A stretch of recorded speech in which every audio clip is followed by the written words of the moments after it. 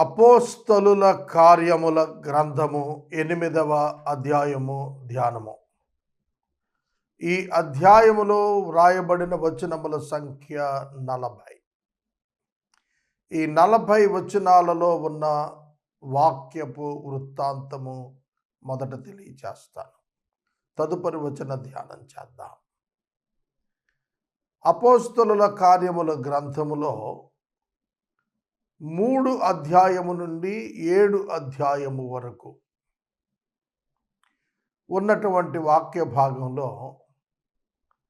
సంఘము ఏర్పడిన తరువాత, అనగా పెంతెకొస్తు పండుగ తరువాత సంఘము విస్తరించుట ఆరంభించిన తరువాత యూదా మత నాయకులకు యేసుక్రీస్తు ప్రభువునందు విశ్వాసముంచుచున్న విశ్వాసుల సంఖ్య దినదినానికి పెరగటం చూచి సంఘము ప్రత్యేకముగా యూదయ ప్రాంతంలో యెరూషలేములో విస్తరించటం గమనించటాన్ని బట్టి యెరూషలేములో ఉన్నటువంటి యూదులు అనేక మంది క్రీస్తును వెంబడించటాన్ని బట్టి అసహనానికి, అభద్రతకు లోనైనటువంటి యూదా మత నాయకులు అపోస్తలులను బెదిరించుట, చెరసాలలో వేయుట, కొన్ని సందర్భాల్లో కొట్టడం, హింసించటం కూడా జరిగింది. ఆ నేపథ్యంలోనే 7వ అధ్యాయంలో స్టెఫెను యొక్క హత్య జరిగింది. అపోస్తలుల వరకే పరిమితమైంది 3 నుండి 7 అధ్యాయాల మధ్య హింస. 8వ అధ్యాయానికి వచ్చేటప్పటికి ఆ హింస విస్తరించింది సంఘానికి. సంఘం దినదినాభివృద్ధి చెందుతోంది.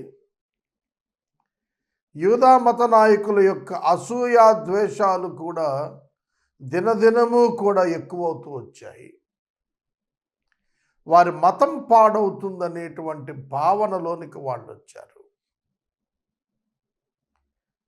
ఆనాడు యేసుక్రీస్తు ప్రభువు వారి వలన ఏదైతే వారు అభ్యంతర పడ్డారో, అనగా యేసుక్రీస్తు ప్రభువు వారు ఎవరూ చేయని అద్భుత కార్యాలు, దేవుని వాక్యము రెండూ కూడా తెలియచేసేవారు.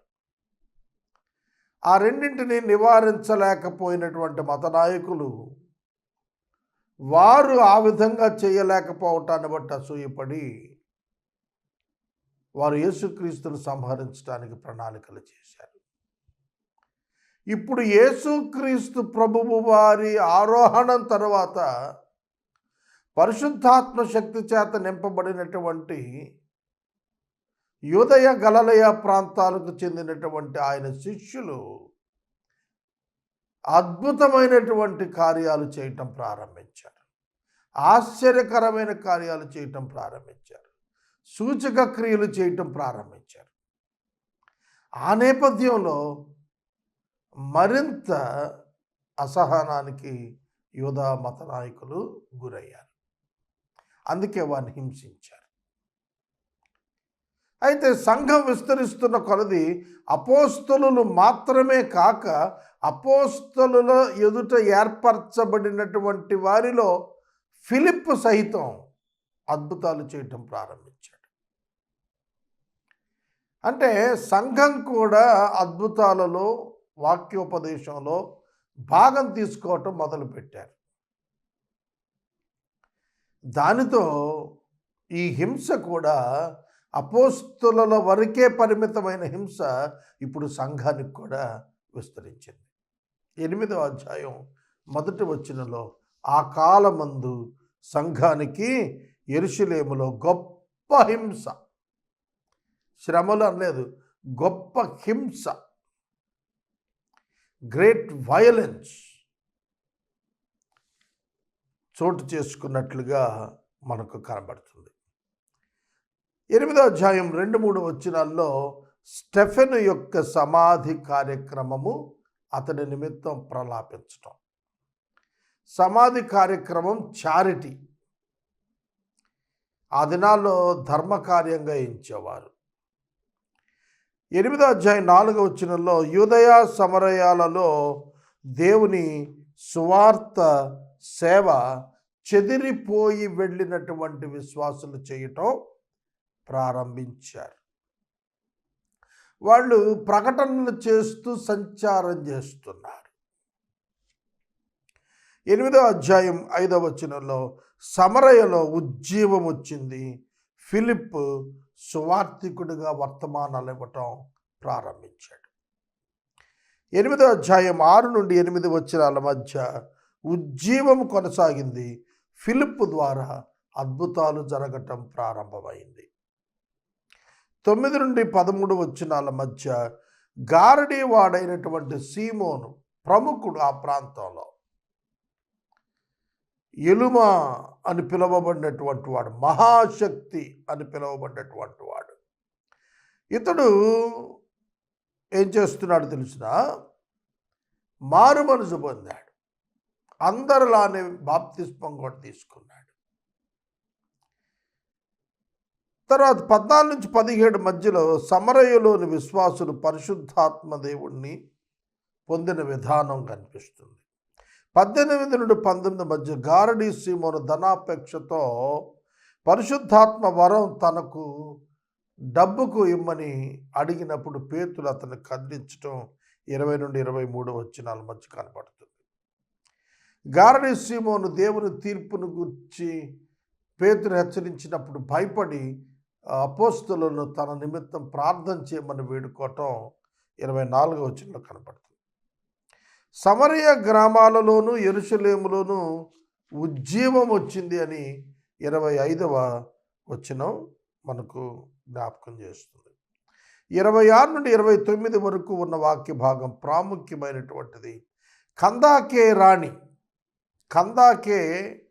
రాణి ఇథియోపియా దేశానికి చెందిన రాణి కందాకే. ఆమె క్రింద ఉన్నటువంటి ఫైనాన్స్ మినిస్టర్ నపుంసకుడు.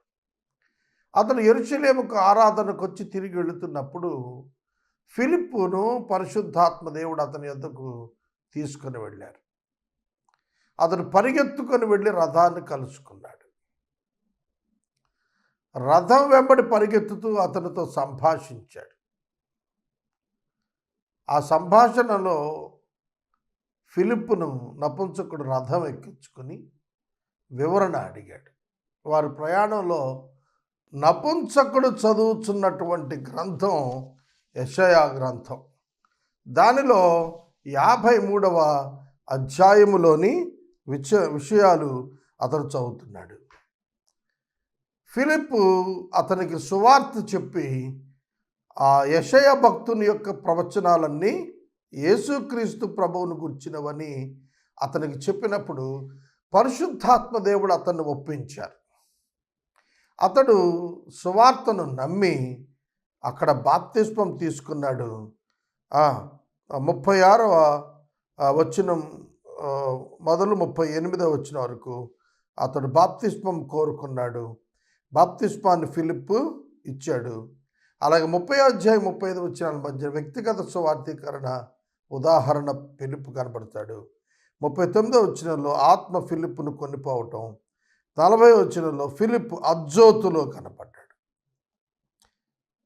ఆ తర్వాత కైసరయ్యకు వచ్చాడు. అజ్జోతు జఫ్ఫా అస్కలోనుల మధ్య సముద్ర తీర ప్రాంతంలో ఉంది.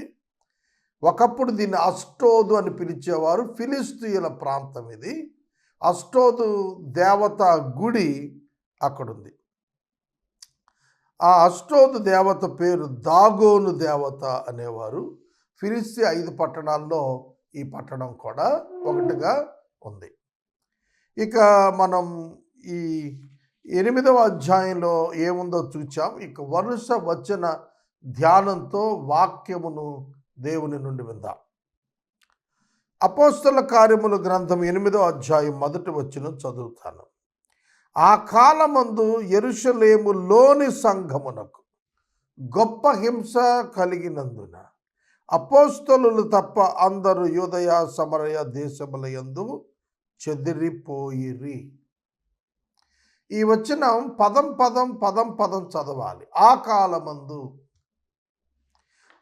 కాలమందు అన్నప్పుడు మనకు పరిపాలనా విభాగములో గనుక మనం తీసుకున్నట్లయితే యెరూషలేమును హేరోదు పరిపాలిస్తున్నాడు.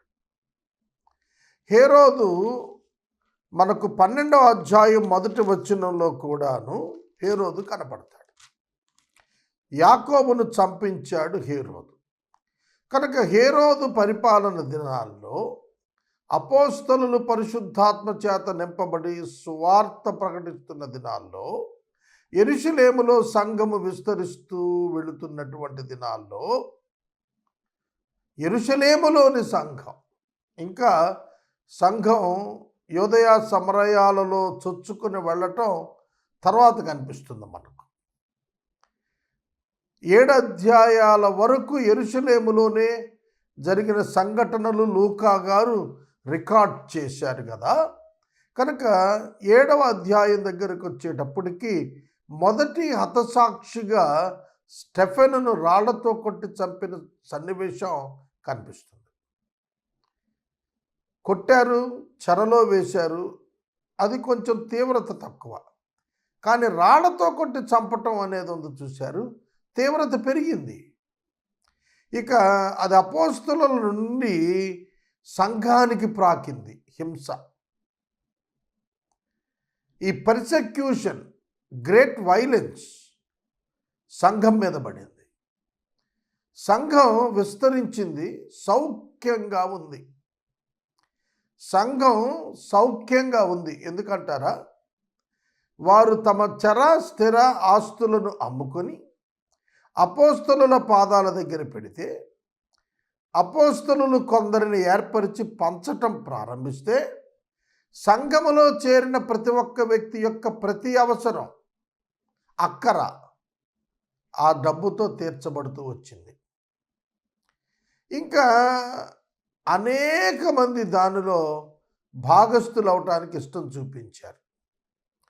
రక్షించబడినటువంటి వారు వారి ఆస్తులు అమ్మి తెచ్చి సువార్తీకరణ నిమిత్తం అపోస్తుల పాదాల దగ్గర పెడితే, వివిధ సమస్యల్లో ఉన్నటువంటి వారు వాక్యాన్ని విధేయత చూపించినప్పుడు వారి అవసరాలను తీర్చబట్టం చూచి సంఘం సంఖ్యాపరంగా విస్తరించింది. మీరు ఒకసారి గమనించాలి. ఇక్కడ నేను ఒక మాట కామెంట్ చెప్పాలి. మేము భారతదేశంలో ఉన్నాం. భారతదేశానికి సువార్తీకరణ కొరకు సహాయము విదేశాల నుండి వచ్చింది. ఇప్పుడు 21వ శతాబ్దంలో అత్యధిక శాతం క్రైస్తవ సంఘాలు స్వయం ప్రతిపత్తి లేదా సెల్ఫ్ సపోర్ట్ అయ్యాయి. కానీ మునుపటి కాలమంతా కూడా విదేశం నుండి వచ్చినటువంటి డబ్బుతోనే మిషనరీలు సేవ చేశారు. ఒక అపవాదు సంఘం మీద ఉంది. అదేమిటంటే మత మార్పిడులు చేస్తున్నారు. వారికి ఆహారం ఇచ్చి, వస్త్రం ఇచ్చి, డబ్బిచ్చి, అవసరాలకు ఆదుకుని ప్రేమ చూపించుట ద్వారా అగాపే ప్రేమ రుచి చూచినటువంటి వ్యక్తులు విశ్వాసంలోనికి వచ్చారు. అది ఆత్మీయ అర్థం. భౌతికంగా కనబడుతుంది ఏమిటి? ధనం ఇచ్చి మత మార్పిడులు చేశారు అనేది ఒక అపవాదుగా కనపడింది. అట్లాగే ఇక్కడ కూడా అట్లాగే జరిగింది. సంఘము తన యొద్ద ఉన్న నిధుల చేత ప్రతి ఒక్కరి అవసరం తీర్చుకుంటూ పోయారు. ఆటోమేటిక్గా అట్రాక్ట్ అయ్యారు. డిఫరెంట్ కైండ్స్ ఆఫ్ పీపుల్ గాస్పుల్కు రెస్పాండ్ అయ్యి పాజిటివ్గా అట్రాక్ట్ అయ్యారు. దానివల్ల జరిగింది ఏమిటి? యూదా మతం దినదినానికి బలహీనపడుతుందనే భావన మత నాయకుల్లో రావటం ప్రారంభించింది. ఎప్పుడైతే ఈ సంఘం సంఖ్యాపరంగా వేల కొలది విస్తరిస్తోందో ఒకే పట్టణంలో, ఆ పట్టణంలో గలిబిలి ప్రారంభమైంది. ఒకరి పట్ల ఒకరికి విద్వేషాలు వచ్చాయి. ప్రభు బిడ్డలైతే శాంతి మార్గములో ఉన్నారు. కనుక వారికి ఇవ్వబడిన బోధ ఒక చెంపపై కొడితే రెండో చెంప చూపించటం. క్రీస్తు యొక్క బోధ అనుసరణ చేస్తున్నారు వారు. అందుకే వారి మీద విస్తారమైన హింస రేకెత్తించబడింది. అపోస్తలులు తప్ప, అండర్లైన్ చేసుకోండి, అపోస్తలులు తప్ప విశ్వాసులందరూ కూడా కలవరం చెందిన వారై వారు సమరయ యూదయ దేశాల యందు చెదిరిపోయారు. దీనికి మనకి పరిశుద్ధాత్మ దేవుడు చెదిరిపోయారు అనే పదం డయాస్పొరా అనే గ్రీకు పదం వాడాడు. చెదిరిపోవటాన్ని డయాస్పొరా అనే పేరు వాడాడు. అంటే God's method of scattering the gospel to other lands. Diaspora అంటే ఇతర ప్రాంతాలకు సువార్త చెదిరిన వారి చేత వెళ్ళినటువంటి అనుభవాన్ని డయాస్పొరా అన్నారు గ్రీకులో. ఇది దేవుని ప్రణాళిక. God used the Hunter method in church to reach Gentiles. ఇతర ప్రాంతాల్లో ఉన్నటువంటి వారి యొద్దకు సువార్త వెళ్ళటానికి సౌఖ్యంగా యెరూషలేములో ఉన్నటువంటి సంఘం, ఆరాధన చేస్తూ సంతోషంగా ఉన్న సంఘాన్ని ఒక్కసారిగా హింస చేత కదిపి దేవుడు వారిని యూదయ మరియు సమరయ దేశాల్లో చెదిరిపోయేట్టు చేశాడు. సమరయ అన్య దేశం. యూదయలో యూదులున్నారు, సమరయలో అన్యులున్నారు. యూదులకు సువార్త వెళుతోంది, అన్యులకు కూడా సువార్తను పంపించాడు దేవుడు. That is called డయాస్పొరా. ఇక 2-3 వచనాల్లో స్టెఫెను యొక్క సమాధి కనబడుతుంది. చూడండి, స్టెఫెను యొక్క సమాధి భక్తి గల మనుష్యులు చేసినట్లుగా కనబడతారు. స్టెఫెనుకి కుటుంబం ఉంది. ఆ స్టెఫెను కుటుంబానికే పరిశుద్ధుడైనటువంటి పౌలు గారు బాప్తిస్మం ఇచ్చానని ఒప్పుకున్నాడు. కానీ స్టెఫెను యొక్క సమాధి సమయంలో అతడు హతసాక్షి చేయబడినప్పుడు ప్రజలు భయంతో వణికిపోయారు. ఒకవేళ కుటుంబీకులు హాజరు కాకపోవటం జరిగి ఉండవచ్చు కూడా. భక్తి కలిగినటువంటి మనుషులు కొందరు లేచారు. ఎందుకు ఇక్కడ భక్తి కలిగిన మనుషులను రాస్తున్నాడంటే, చనిపోయిన వారి యొక్క మృతదేహాన్ని సమాధి చేయుటకు పూనుకొనుట ధర్మకార్యము. ఇప్పటికీ కూడా ఎవరైనా పేదలు చనిపోయినప్పుడు వారి యొక్క మట్టి ఖర్చుల కొరకు, సమాధి పెట్టె కొరకు సహాయం చేయటానికి చాలామంది ముందుకు వస్తారు. ఎందుకంటే అది ఒక మంచి ధర్మ కార్యం. ఆ రోజున కూడాను స్టెఫెను యొక్క సమాధి భక్తిపరులైన మనుషులు చేశారు. బహుగా ప్రలాపించింది. యూదులలో 40 దినములు ఏడ్చే కార్యక్రమం ఉంది, అంగలార్పు కార్యక్రమం ఉంది. అది యూదా మతానికి చెందినటువంటి ఒక సంప్రదాయం, ఆచారం. ఎవరైనా చనిపోయినప్పుడు 40 దినాలు వారి కొరకు అంగలార్చి ఏడ్చి దుఃఖోన్ముఖులు అవుతారు. కనుక అటువంటి ప్రక్రియ వీళ్ళు కూడా చేశారు. ఎందుకంటే స్టెఫెను కూడా యూదుడే కదా. కనుక ఆ ప్రథమ అపోస్తలుల కాలంలో పాక్షికమైనటువంటి ప్రదర్శన, అనగా ఒక పక్కన క్రిస్టియానిటీ, ఒక పక్కన జుడాయిజం, రెండింటి యొక్క మిక్స్చర్.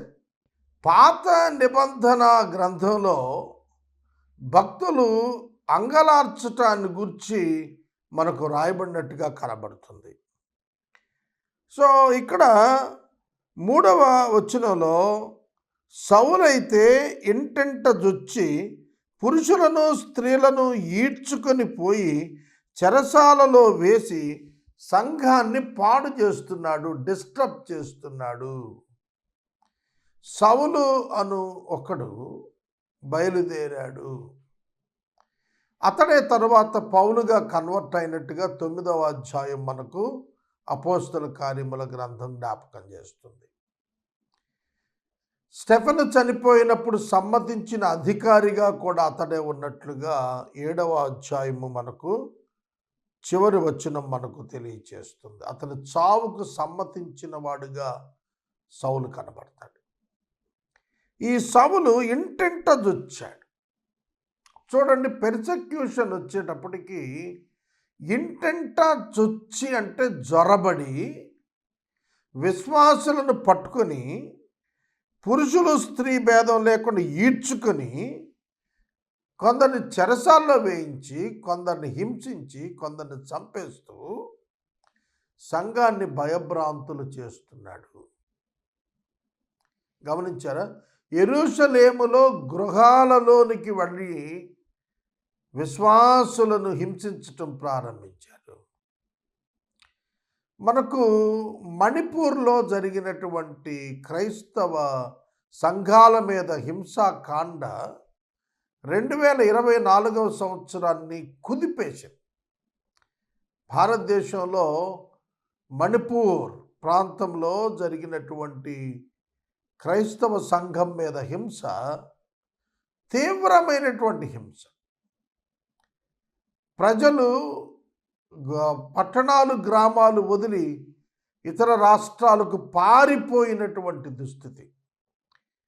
అనేకమైన క్రైస్తవ ఆలయాలు దగ్ధం చేసిన స్థితి, క్రైస్తవ గృహాలు దగ్ధం చేసిన స్థితి, మిషనరీలను కొందరిని చంపేసిన స్థితి, స్త్రీలను మానభంగం చేసినటువంటి దుస్థితి, నగ్నంగా ఊరేగించినటువంటి దుస్థితి మణిపూర్లో 2024లో భారతదేశంలో సంభవించింది. దేశం అట్టుడికిపోయింది. దేశంలో ఉన్న ప్రతి ఒక్క క్రైస్తవుడు కన్నీరు కార్చి విజ్ఞాపన ప్రార్థన చేశాడు. కనుక మీరు గమనించినట్లయితే దేవుని యొక్క వాక్యంలో సంఘానికి శ్రమ వచ్చింది. దేవుడు సంఘాన్ని శ్రమల గుండా తీసుకుని వెళ్ళాడు. సంఘము అంటే, సంఘములో ఉన్న కొందరికి ఒక అభిప్రాయం ఏంటంటే, యేసుక్రీస్తును నమ్మిన వారికి శ్రమలు రావు, కష్టాలు రావు, ఇబ్బందులు రావు అనుకుంటారు. కానీ యేసుక్రీస్తును నమ్మినందున వారికి శ్రమలు వచ్చాయి. కనుక బైబిల్ గ్రంథాన్ని మనం జాగ్రత్తగా అర్థం చేసుకోవాలి. 4వ వచనము నుండి మనకు చూస్తున్నప్పుడు, యూదయ సమరయాలలో దేవుని యొక్క వాక్యము సంచారము చేస్తూ చెదిరిపోయి వెళ్ళిన వారు ప్రకటన చేస్తూ వెళ్ళినట్లుగా కనబడుతుంది. చెదిరిపోయిన వారు సువార్త వాక్యాన్ని ప్రకటిస్తూ సంచారం చేశారు. సువార్త వాక్యం, సువార్త వాక్యం, సువార్త యేసుక్రీస్తు ప్రభువు యొక్క మరణ పునరుద్ధానాలు. దేవుని వాక్యము యేసుక్రీస్తు మెస్సియా అనే ధృవీకరణ. పాత నిబంధన గ్రంథములోని లేఖనములను ఉటంకిస్తూ సువార్త యొక్క సత్యాన్ని ప్రబలేటట్టుగా ఆనాటి విశ్వాసులు దేవుని వాక్యం పట్ల తర్ఫీదై వారు సంచారం చేశారు, ప్రకటన చేశారు. 5వ వచనం, అప్పుడు ఫిలిప్పు సమరయ పట్టణం వరకు వెళ్ళి క్రీస్తును వారికి ప్రకటించుచుండెను. సమరయ అన్య ప్రాంతం. ఈ ప్రాంతానికి కూడా సువార్త విస్తరించడం ప్రారంభించింది. యూదయ ప్రాంతం, సమరయ ప్రాంతాల్లో ఉజ్జీవం రావటం ప్రారంభించింది. ఎందుకు ఉజ్జీవం అన్నామంటే 6వ వచనంలో జనసమూహాలు విని ఫిలిప్పు చేసిన సూచక క్రియలు చూచినందున అతను చెప్పిన మాటల యందు ఏక మనసుతో లక్ష్యముంచగా అనేకులను పట్టిన అపవిత్రాత్మలు పెద్ద కేకలు వేసి వారిని వదిలిపోయాయి. పక్షవాయువు కలిగిన వారు, కుంటివారు అనేకులు స్వస్థత పొందారు. ఆ సమరయ పట్టణంలో మిగులు సంతోషం కలిగింది. సమరయుల మీద యూదుల ఆధిపత్యం లేదు. ఎందుకంటే యూదులకు సమరయులంటే అసహ్యం. కనుక సమరయలో సంఘం వ్యాపిస్తే యూదులకు అభ్యంతరం ఏముంటుంది? యూదులకు అభ్యంతరం లేదు. యూదులకు యూదా మతం వరకే ఇబ్బంది. సమరయులు విగ్రహారాధికులు, కొండ మీద ఆరాధన చేసేవారు. యోహాను సువార్త 4వ అధ్యాయంలో సమరయ స్త్రీ ప్రభువుతో మేము కొండ మీద ఆరాధిస్తామని చెప్పింది కదా. కాబట్టి సమరయులకు సువార్త వెళ్ళటం, సమరయులు సువార్త ప్రకటించిన ఫిలిప్పు ద్వారా సువార్తను స్థిరపరచుటకు జరిగినటువంటి అద్భుత కార్యాలు, పక్షవాయువు కలిగిన వారు బాగుపడటం, కుంటివారు బాగుపడటం, అనేకులు స్వస్థత పొందటం, అపవిత్రాత్మలు కేకలు వేసి వదిలిపోవటం, ఇవన్నీ కూడాను ఆ సువార్తను బలపరిచాయి, స్థిరపరిచాయి. ఫిలిప్పు చెప్పిన మాటల యందు లక్ష్యము, విశ్వాసము ఉంచటానికి ఈ సూచక క్రియలు, అద్భుత కార్యములు కారణమయ్యాయి. అందువలన ఆ పట్టణంలో సంతోషం కలిగింది. సువార్త ప్రకటన చేసినప్పుడు సంతోషమే కలుగుతుంది. ఎందుకంటే మనుషులు పాపము యొక్క చెర నుండి విడిపించబడతారు, రోగము నుండి విడిపించబడతారు, ఆర్థిక చెర నుండి విడిపించబడతారు, సాతాను యొక్క కబంధ హస్తముల నుండి విడిపించబడతారు, విమోచించబడతారు. కనుక వారి యొక్క స్వేచ్ఛ, వారి స్వతంత్రాలు, వారి ఆత్మలో కలిగినటువంటి నూతన ఆనందం వారితో పాటు ఇతర కుటుంబాలకు కూడాను సంతోషదాయకమే. ఒక వ్యక్తి రక్షించబడితే ఆ కుటుంబం అంతా సంతోషిస్తారు. ఎందుకంటే ఆ వ్యక్తిలో పాపమును గుర్చినటువంటి లక్షణాలన్నీ చచ్చిపోతాయి. పాపము చేయటానికి ఉపక్రమించేటువంటి దుస్థితి అతడు విరమించుకుంటాడు. వ్యసనాలలో ఉన్నవాడైతే వాటిని మానుకొని సక్రమంగా బ్రతుకుతాడు, నీతిగా బ్రతుకుతాడు, పరిశుద్ధతతో బ్రతుకుతాడు. కనుక సువార్త ఒక వ్యక్తిలో మార్పు తెస్తుంది. అతని మతాన్ని మార్చదు, అతని యొక్క మనసును మార్చేస్తుంది సువార్త. కనుక సువార్తను నమ్మినటువంటి వారు వారి మనసులను మార్చుకొని, జీవితాలను మార్చుకొని, పాపము జోలికి వెళ్ళక పరిశుద్ధతతో జీవించటం ప్రారంభిస్తారు. అందువలన పరిసర ప్రాంతాల వారికి ఆనందమే ఉంటుంది. ఇక 9వ వచనం మొదలు 13వ వచనం వరకు ఉన్న వాక్య భాగంలో, సీమోను అని ఒక మనుషుడు లోగట ఆ పట్టణాల్లో గారడీ చేస్తూ తానెవడో ఒక గొప్పవాడిని అని చెప్పుకుంటూ సమరయ జనులను విభ్రాంతి పరుస్తున్నాడు. కొద్దివాడు మొదలుకొని గొప్పవాడు వరకు అందరూ అతనిని దేవుని మహాశక్తి అనబడిన వాడని చెప్పుకొని అతన్ని లక్ష్య పెట్టారు. సమరయులు వాళ్ళు గారడీ సీమోనును లక్ష్య పెట్టారు, అంటే నమ్మారు. అతడు చాలా గొప్ప శక్తి గలవాడు అనుకున్నారు. గారడీ సీమోను మెజిషియన్ ట్రిక్ మీద మెజిషియన్ చేస్తాడు. అందులో శక్తే ఉండదు. ఇంద్రజాలికుడు అంటారు చూశారు, అది గారడి. లేనిది ఉన్నట్టుగా, ఉన్నది లేనట్టుగా భ్రమింపజేసేటువంటి విధంగా వేగంగా ఒక టెక్నిక్ ప్రకారం నమ్మింపజేస్తారు వాళ్ళు. అలా చేయటం ద్వారా అతడేదో గొప్పవాడేమో అనే భావం సమరయలో వ్యాపించి ఉంది. అతడు బహుకాలము గారడీలు చేస్తూ ప్రజలను విభ్రాంతి పరిచారు, కాబట్టి వారు లక్ష్యముంచారు. అయితే ఫిలిప్పు దేవుని రాజ్యాన్ని గురించి, యేసుక్రీస్తు నామాన్ని గురించి సువార్త ప్రకటన చేస్తున్నప్పుడు వారు అతన్ని నమ్మి పురుషులు స్త్రీలు బాప్తిస్మం పొందారు. అయితే ఒక ప్రక్కన గారడీ సీమోను యొక్క ఇన్ఫ్లుయెన్స్ ప్రజల మీద ఉన్నప్పుడు ఫిలిప్పు ఆశ్చర్యకార్యాలు చేస్తున్నాడు. గారడీ సీమోను తన ట్రిక్తో మ్యాజిక్స్ చేస్తున్నాడు, ఫిలిప్పు కూడా చేస్తున్నాడు. ఈ రెండింటికి వ్యత్యాసం ఉంది.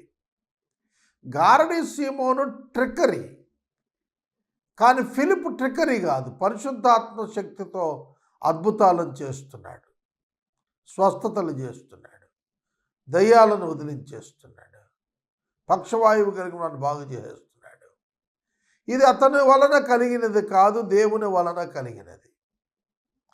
కాబట్టి ప్రజలు ఫిలిప్పు వైపు తిరగటం ప్రారంభించారు. బాప్తిస్మాలు కూడా తీసుకుంటున్నారు, సువార్తను నమ్మటం ప్రారంభించారు. ఎప్పుడైతే సువార్త ప్రకటించబడుతుందో దాని యొక్క ఇమీడియట్ ఎఫెక్ట్ ఏమిటంటే వినిన వారిలో విశ్వాసం వస్తుంది, విశ్వాసము వారిని విధేయతలోనికి నడిపిస్తుంది, విధేయత వారిని క్రీస్తు సంఘములో బాప్తిస్మము ద్వారా చేరుస్తుంది. 13వ వచనం, అప్పుడు సీమోను కూడా నమ్మి బాప్తిస్మము పొంది ఫిలిప్పును ఎడబాయకుండా ఉండి సూచక క్రియలు గొప్ప అద్భుతాలు చూచి విభ్రాంతి నొందాడు, ఆశ్చర్యపడ్డాడు. చూడండి, అక్కడ మీరు గమనిస్తే సీమోను కూడా నమ్మాడు. గారడీ సీమోను కూడా సువార్తను నమ్మాడు. నమ్మిన తర్వాత బాప్తిస్మం తీసుకున్నాడు. సేవకుడైన ఫిలిప్పును విడవకుండా అంటిపెట్టుకున్నాడు. సూచక క్రియలు అద్భుతాలు జరగటం చూసినప్పుడు విభ్రాంతి నొందాడు. చూడండి, సమరయలో దేవుని వాక్యం ప్రజలు అంగీకరించారు. యెరూషలేములో ఉన్నటువంటి అపోస్తలులకు ఈ వార్త చేరింది.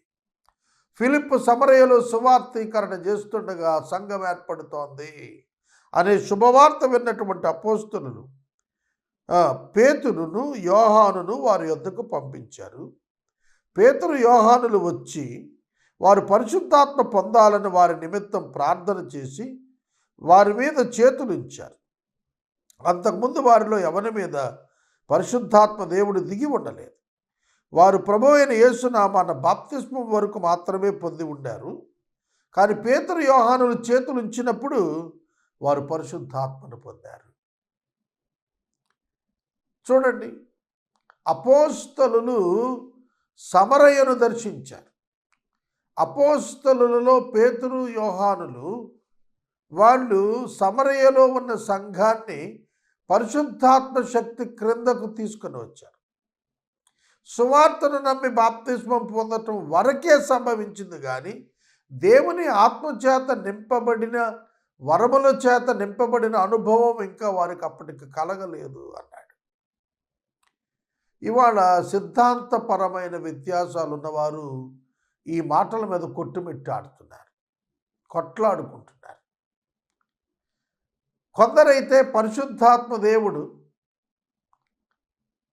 రక్షించబడినటువంటి వెంటనే వారి హృదయాల్లో వస్తారు అని అంటే, వేరొకరు అలాగున కాదు, రక్షించబడి బాప్తిస్మం తీసుకున్న తరువాత ప్రత్యేకంగా పరిశుద్ధాత్మను వారు పేతురు చేతులుంచగా పొందారు కనుక ఆ కార్యం వేరని వాదిస్తూ క్రైస్తవ సంఘాలు పెంటెకొస్టల్ సంఘాలుగా, బాప్టిస్ట్ సంఘాలుగా విడిపోయాయి. అర్థమవుతుందా? కనుక నేనైతే ఏమంటానంటే, వారు పరిశుద్ధాత్మ చేత నింపబడ్డారు. నింపబడినటువంటి వారు దినదినము కూడా వారు విశ్వాసములో ఎదుగుతున్న కొలది పరిశుద్ధాత్మ దేవుడు వారి యొక్క జీవితాల్లో క్రియలు, వరములను ఆపరేట్ చేస్తూ ఉంటాడు అంటాను నేను. కనుక ఈ వచనాలను మనం చూస్తూ ఉన్నప్పుడు పేతురు యోహానులు చేతులుంచగా పరిశుద్ధాత్మ పొందారు. అపోస్తలులు చేతులుంచుట వలన పరిశుద్ధాత్మ అనుగ్రహించబడినని సీమోను చూచి, చూడండి, చేతులు ఉంచుట వలన పరిశుద్ధాత్మ వచ్చాడు అనుకుంటున్నారు. పరిశుద్ధాత్మ దేవుడు వారి మీదకు దిగి రావటానికి చేతులుంచటం కారణమా? అది వారి చేతులుంచటం అన్నప్పుడు వారి కంట్రోల్లో ఉందా? దాన్ని పేతురు ఖండించాడు కూడా. కనుక తనేమనుకున్నాడంటే సీమోను పేతురు గారి ఎదుట, యోహాను ఎదుట డబ్బు పెట్టి, నేను కూడా ఎవడి మీద చేతులు ఉంచుతానో వాడు పరిశుద్ధాత్మ పొందేటట్టు నాకు కూడా అధికారం ఇవ్వండి. మీరెలా అయితే చేతులుంచగా పరిశుద్ధాత్మ దేవుడు దిగొచ్చాడో అలాగా మీరు మీ కంట్రోల్లో ఉన్న హోలీ స్పిరిట్ని నా కంట్రోల్కి కూడా ఇవ్వండి అని డబ్బు పెట్టాడు. అతనికి అర్థం కానిది ఏమిటంటే, పేతురు యోహానుల కంట్రోల్లో హోలీ స్పిరిట్ ఉండడు. హోలీ స్పిరిట్ కంట్రోల్లో పేతురు యోహానులు ఉంటారు. అది గ్రహించక ద్రవ్యము చేత ఆ వరం సంపాదించాలనుకున్నాడు. ఎందుకంటే దాన్ని కూడా మార్కెట్ చేయటానికి అతడు ప్లాన్ చేసుకుని ఉంటాడు. ఆ కారణం చేత అతడు గద్దించబడుతున్నట్లుగా మనకు కనబడుతుంది. అందుకు పేతురు, నీవు ద్రవ్యమిచ్చి దేవుని వరము సంపాదించుకుందునని తలంచుకుందునని నీ వెండి నీతో కూడా తలంచుకొనినందున నీ వెండి నీతో కూడా నశించునుగాక. దేవుని వరమయ్యా ఇది. దేవుడిచ్చినటువంటి వరం, దేవుడు ఆపరేట్ చేసేటువంటి వరం కనుక అపోస్టల్స్ యొక్క ఫ్రీ విల్ ఆపరేట్ అవ్వదు. Holy spirit God's free will operate అవుతుంది. ఆయన చిత్త ప్రకారంగా ఆయన ఎవరిని దర్శించాలో వారిని దర్శిస్తాడు. దర్శించుటకు సేవకులను ఘనపరుస్తాడు. వారి ద్వారా ఆ కార్యం జరిగిస్తాడు. ఇశ్రాయేలీయులను ఐగుప్తు నుంచి విమోచించింది దేవుడా మోషేనా అంటే ఏం జవాబు చెబుతారు? భౌతికంగా కనపడుతున్నవాడు మోషే అయినా వాస్తవంగా బయటకు నడిపించిన వాడు దేవుడు. కనుక ఇక్కడ కూడాను పైకి అపోస్తలులు కనబడుతున్న పరిశుద్ధాత్మ అభిషేకం అనేది దేవుని చేతిలో ఉండేది. అది మానవుల చేతిలో ఉండేది కాదు. అది వరము, అనగా ఉచితముగా విశ్వాసులకు దేవుడు అనుగ్రహించినటువంటిదిగా మనం అర్థం చేసుకోవాలి. నీ వెండి నీతోనే నశించునుగాక. అర్థమవుతుందా? వెండి నీతోనే నశించునుగాక. నీవు దేవుని వరాన్ని డబ్బిచ్చి సంపాదించాలనుకుంటున్నావు కనుక నీ వెండి నశిస్తుంది అన్నాడు. నీ హృదయము దేవుని ఎదుట సరైనది కాదు గనుక ఈ కార్యమున నీకు పాలు పంపులు లేవు. కాబట్టి నీ చెడుతనము మానుకో, మారు మనసు పొందు, ప్రభువుని వేడుకో. ఒకవేళ నీ హృదయ ఆలోచన క్షమించబడవచ్చు. హృదయ ఆలోచన పాపముగా ఎంచబడింది ఇక్కడ. His attitude behind the action. అతని క్రియ వెనకాల ఉద్దేశము తీర్పులోనికి వస్తుంది అని పేతురు గారు జ్ఞాపకం చేస్తున్నాడు. నీ హృదయ ఆలోచన క్షమించబడాలి. నీ క్రియలను మనుషులు చూస్తారు, కానీ నీ క్రియల వెనకాల ఉన్న నీ హృదయాన్ని దేవుడు లక్ష్య పెడతాడు. దానిని బట్టి నిన్ను తీర్పు తీరుస్తాడు. కాబట్టి నీ హృదయ ఆలోచన క్షమించబడటానికి పేతురు గారు చెప్పినది ఏమిటంటే, మారు మనసు పొందు, క్షమాపణ కోరుకో ప్రభువును. నీవు మారు మనసు పొంది నీ చెడుతనం మానుకొని ప్రభువును వేడుకో. ప్రభువును వేడుకో అంటే క్షమాపణ కోరుకో. నువ్వు క్షమించబడతావు. నువ్వు ఘోరమైన దుష్టత్వములో, దుర్నీతి బంధకాల్లో ఉన్నట్టు నాకు కనబడుతుంది. ఒక వ్యక్తి యొక్క ఉద్దేశాలు, ఒక వ్యక్తి యొక్క వ్యతిరేక క్రియలు అతని యొక్క దుర్నీతిని, అతని యొక్క దుష్టత్వాన్ని సంఘం ఎదుట కనపరుస్తాయి. ఇవాళ చాలామంది దైవ సేవకులు అబద్ధానికి లోనవుతున్నారు, ధనాపేక్షకు లోనవుతున్నారు, తమది కాని దానిని ఆశించడానికి లోనైపోతున్నారు. అర్థమవుతుందా? కనుక అవి వారి హృదయాల్లో ఆలోచనలుగా ఉన్నప్పుడు, క్రియలలోనికి వస్తున్నప్పుడు వాటిని జాగ్రత్త తీసుకొని విసర్జించలేకపోతున్నారు. అటువంటి వారిని గుర్చే మీలో అనేకులు బోధకులు కాకుడి, బోధకునికి కఠినమైన తీర్పు ఉంది అని అన్నాడు ప్రభువు. సహోదరుడా, సహోదరి, పాపము విషయంలో జాగ్రత్తగా ఉండాలి. ఆలోచనలోనైనా పాపానికి చోటు ఇవ్వకూడదు. ధనాపేక్ష సమస్త కీడులకు మూలమని మనం తెలుసుకోవాలి. అప్పుడు గారడీ సీమోను భయపడి, మీరు చెప్పిన వాటిలో ఏది నా మీదకు రాకుండా మీరే నా కొరకు ప్రభువును వేడుకోండి. Kindly help me in prayer. మీరు నా క్షమాపణ కొరకు దేవుణ్ణి వేడుకోండి అని చెప్పి అపోస్తలులను వేడుకుంటూ పశ్చాత్తాపడుతున్నట్టుగా కనబడుతుంది. సోదరుడా, సోదరి, సంఘంలో అనేక మంది తప్పిపోయిన వారిని కనపడుతూ ఉంటారు. వారిని హెచ్చరిక చేసి ప్రభు మార్గంలోకి నీవు తీసుకురావాలి వారిని, మరియు వారి నిమిత్తం నువ్వు ప్రార్థించాలని తెలియచేయబడుతుంది. 25వ వచనంలో వారు సాక్ష్యమిచ్చుచు ప్రభువు వాక్యము బోధించి యెరూషలేమునకు తిరిగి వెళ్ళుచు సమరయులు అనేక గ్రామాలలో సువార్త ప్రకటన చేస్తూ వచ్చారు. ఇక్కడ విధానం గురించి మాట్లాడబడింది. సమరయలో వారి నివాసం లేరు. సమరయ పట్టణాలలోనికి యెరూషలేము నుండి వస్తూ సువార్త ప్రకటిస్తూ మరలా యెరూషలేము కేంద్రానికి వెళ్ళిపోతుండేవారు. అదే విషయాన్ని ఇక్కడ మనకు రాస్తున్నాడు. ఇక 26వ వచనం నుండి 29వ వచనం వరకు ఉన్న వాక్య భాగాన్ని కనుక మనం చూస్తే, ఇథియోపియా మంత్రి కందాకే రాణి క్రింద ఒక ధనాగారం మీద ఉన్న నపుంసకుడైనటువంటి ఒక మంత్రి. ఐథియోపియా అంటే ఇథియోపియా కనుక ఇతడు బ్లాక్ మ్యాన్, నల్ల జాతీయుడు. ఇతడు యెరూషలేముకు ఆరాధన చేయటానికి వచ్చాడు. వచ్చి తిరిగి వెళ్ళిపోతూ గ్రంథాన్ని చదువుతున్నాడు.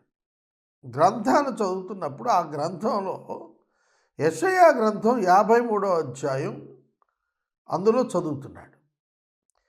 ఫిలిప్పు పరిశుద్ధాత్మ చేత బోధించబడి నడిపించబడి ఆ మంత్రి గారిని కలుసుకోవటానికి పంపించబడ్డాడు. చదువుకుందాం. ప్రభువు దూత, నీవు లేచి దక్షిణముగా వెళ్ళి యెరూషలేము నుండి గాజాకు పోవు అరణ్య మార్గమును కలుసుకొమ్ము అని ఫిలిప్పుతో చెప్పగా అతడు లేచి వెళ్ళెను. చూడండి, గాజాకు పోవు మార్గం యెరూషలేము నుండి గాజా. గాజా ఫిలిస్తీ దేశం. యెరూషలేము నుండి ఫిలిస్తీ దేశానికి పోయే మార్గంలో అరణ్య మార్గం ఉంది. ఆ అరణ్య మార్గం దగ్గర వెళ్ళమన్నాడు ఫిలిప్పుతో. అతడు లేచి వెళ్ళాడు. Obedience to the word of God and the will of God మనకు కనిపిస్తుంది ఇక్కడ. ప్రభువు యొక్క దూత యొక్క ప్రత్యక్షతలు ఇక్కడ ఫిలిప్పు దగ్గర మనకు కనిపిస్తున్నాయి. అప్పుడు ఐథియోపియాల రాణి అయిన కందాకే క్రింద మంత్రి అయి ఆమె యొక్క ధనాగారం అంటే ఫైనాన్స్ మినిస్టర్గా ఉన్నవాడు నపుంసకుడు ఆరాధించడానికి యెరూషలేమునకు వచ్చి ఉండెను. అతడు తిరిగి వెళ్ళుచు తన రథం మీద కూర్చుండి ప్రవక్త అయిన యెషయా గ్రంథం చదువుచూ ఉండెను. పాత నిబంధనలో నీ గ్రంథాలు బహుధనవంతులైన వారి యొక్క చుట్టల రూపంలో ఉండేవి. వాటిని వాళ్ళు పఠిస్తూ ఉండేవారు. అప్పుడు పరిశుద్ధాత్మ దేవుడు ఫిలిప్పుతో నీవు ఆ రథం దగ్గరకు పోయి దాన్ని కలుసుకోమని చెబితే ఫిలిప్పు దగ్గరకు పరిగెత్తుకొని వెళ్ళి అతడు ప్రవక్త అయిన యెషయా గ్రంథం చదువుతుండగా విని, నువ్వు చదువుతున్నది గ్రహిస్తున్నావా అని అడిగినప్పుడు అతడు ఎవడైనా నాకు త్రోవ చూపకుంటే ఎలాగూ గ్రహింపగలనని చెప్పి రథమెక్కి తనతో కూర్చుండమని ఫిలిప్పుని వేడుకున్నాడు. ఫిలిప్పును దేవుని వాక్యం ఎరిగిన వ్యక్తిగా ఆ నపుంసకుడు, అతని పేరైతే ఇవ్వలేదు, నపుంసకుడనే చెప్పారు. ఆ నపుంసకుడు గుర్తుపట్టాడు. నువ్వు చదువుతుంది ఏమిటో గ్రహిస్తున్నావు అనగానే ఇతనికి తెలిసి ఉండవచ్చు, అందుకే అలా అడుగుతున్నాడని అతడు అభిప్రాయపడి ఫిలిప్పును రథంలో ఎక్కి కూర్చోబెట్టుకున్నాడు. రథంలో కూర్చున్నామన్నాడు. అతను చదువుతున్న లేఖన భాగం యొక్క వివరణ ఫిలిప్పు అతనికి తెలియచేశాడు. సహోదరుడా, సహోదరి, నువ్వు చదువుతున్నది గ్రహిస్తున్నావా? చాలామంది బైబిల్ గ్రంథం చదివేస్తారు పైనుండి కిందకు, కానీ దానిలో ఉన్నటువంటి దేవుని యొక్క మర్మము తెలుసుకొనుట వారికి చేత కాదు.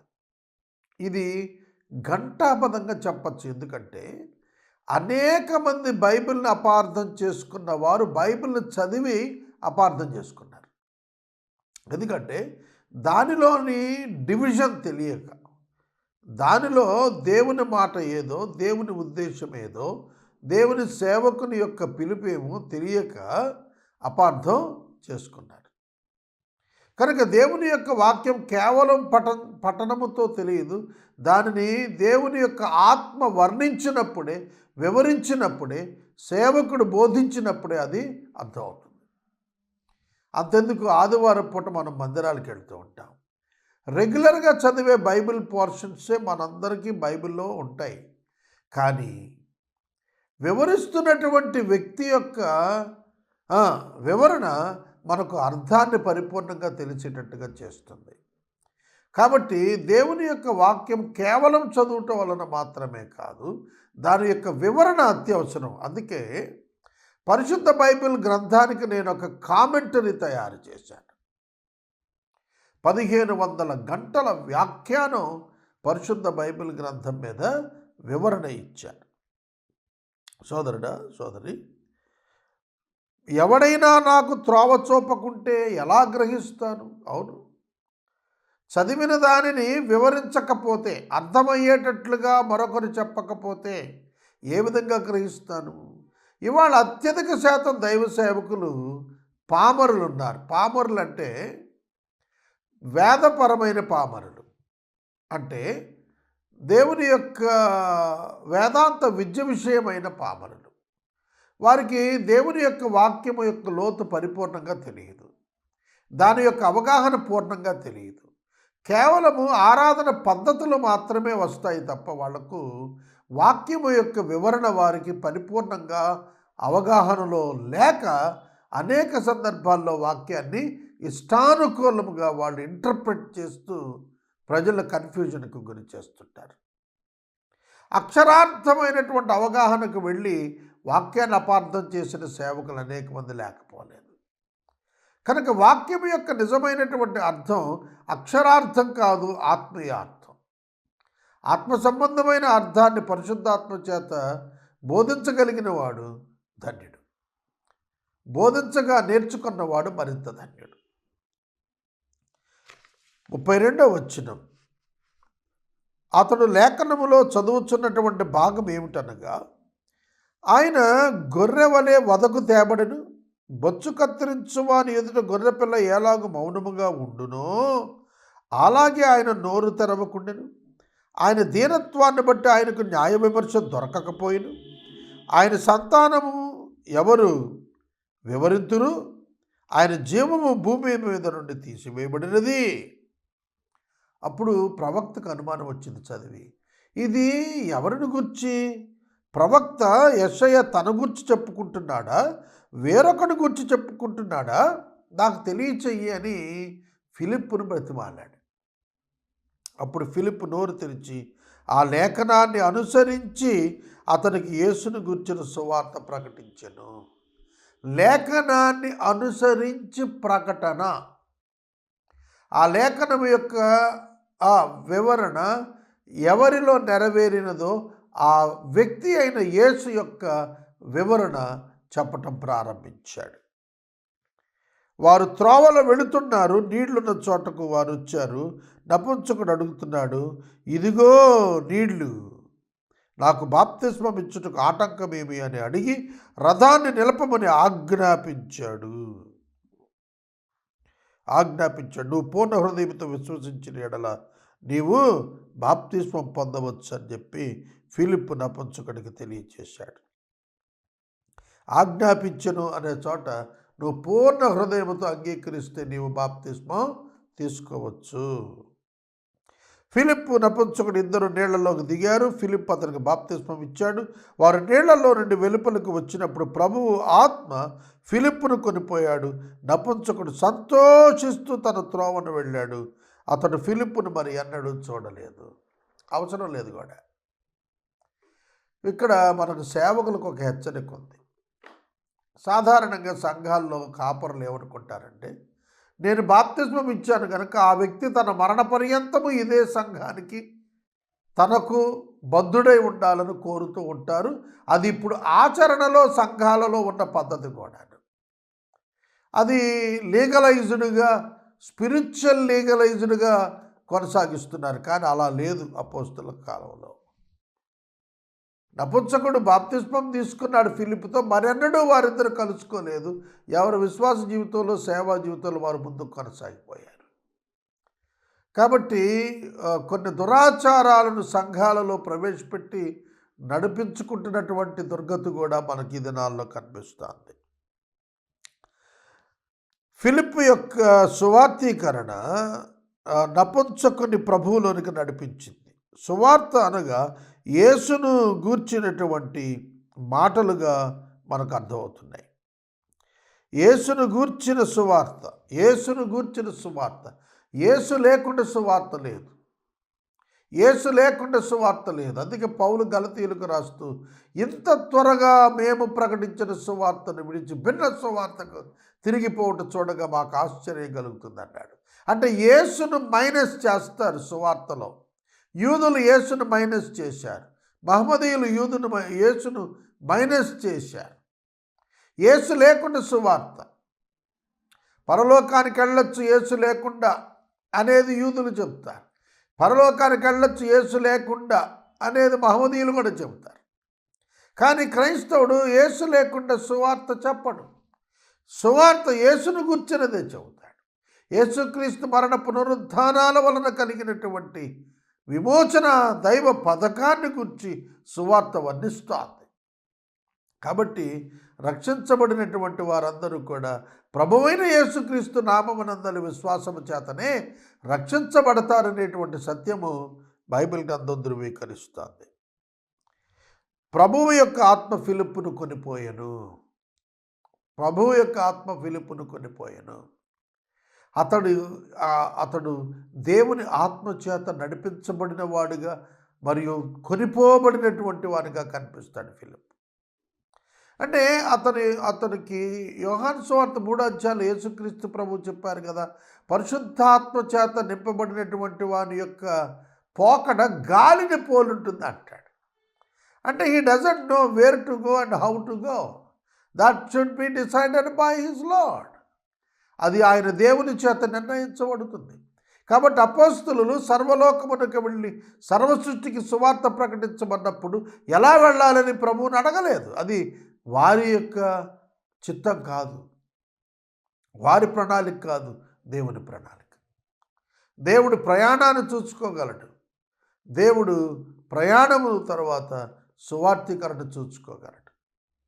కనుక ఇవాళ సువార్త మేమందరం ప్రకటిస్తున్నామన్నా కూడా ప్రకటింపజేస్తోంది ఆ ప్రభువే తప్ప మేము కాదు. పౌలు గారు అన్నట్లుగా కష్టపడింది నేను కనబడుతున్నా, నా యందు కష్టపడిన దేవుని కృప అన్నాడు.